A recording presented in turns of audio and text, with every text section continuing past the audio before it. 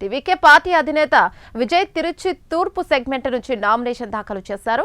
కాగా విజయ్ను చూడటానికి వచ్చిన ఆయన అభిమానులతో తిరుచి తూర్పు ప్రాంతం జనసంద్రమైంది. కాగా ఆయన 2 నియోజకవర్గాల నుంచి పోటీ చేస్తున్న సంగతి తెలిసిందే. ఇటీవల పెరంబూర్ సెగ్మెంట్ నుంచి ఆయన నామినేషన్ వేశారు. ఇక ఇదిలా ఉంటే ఎన్నికలలో టీవీకే పార్టీ ఒంటరి పోరు చేస్తుంది.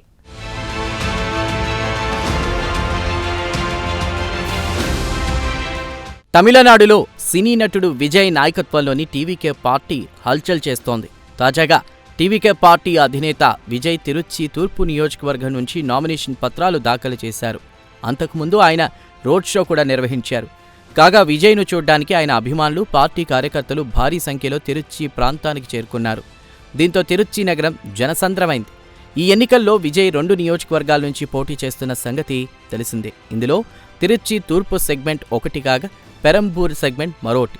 కాగా ఇటీవల పెరంబూర్ సెగ్మెంట్ నుంచి ఆయన నామినేషన్ పత్రాలు దాఖలు చేసిన సంగతి తెలిసిందే.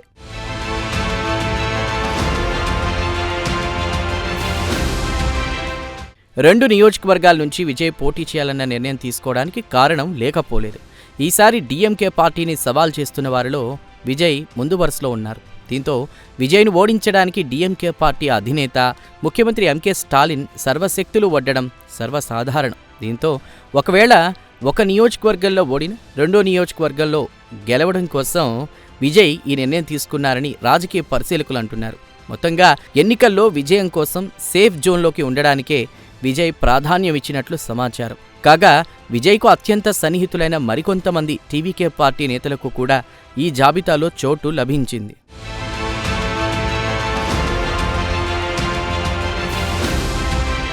కాగా తమిళనాడు ఎన్నికలలో టీవీకే పార్టీ ఒంటరిగా పోటీ చేస్తోంది. అయితే కొంతకాలం క్రిందట విజయ్ పార్టీ బీజేపీతో పొత్తు పెట్టుకుంటుందన్న వార్తలొచ్చాయి.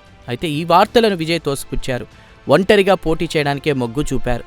తమిళనాడు ఎన్నికల్లో ఏ పార్టీకి మ్యాజిక్ ఫిగర్ రాకపోతే విజయ్ కింగ్ మేకర్ అవుతారన్న ప్రచారం ఇటీవలి కాలంలో జోరందుకుంది.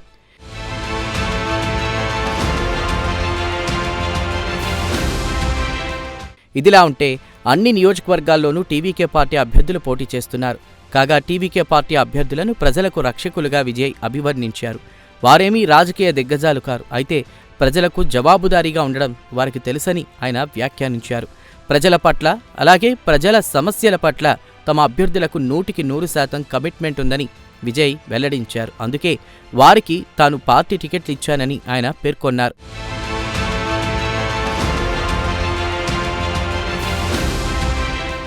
ఈ సందర్భంగా విజిల్ గుర్తుకు ఓటు వేసి టీవీకే పార్టీని భారీ మెజార్టీతో గెలిపించాలని ప్రజలను ఆయన కోరారు. అలాగే ప్రజలకు ఆయన వాగ్దానాలు చేశారు. గెలిచి అధికారంలోకి వస్తే 100% ప్రజల సమస్యలు పరిష్కరించడానికే తాము ప్రయత్నిస్తామన్నారు. అంతేకాదు ₹1 ప్రజాధనాన్ని కూడా దుర్వినియోగం చేసే ప్రసక్తే లేదని విజయ్ వాగ్దానం చేశారు.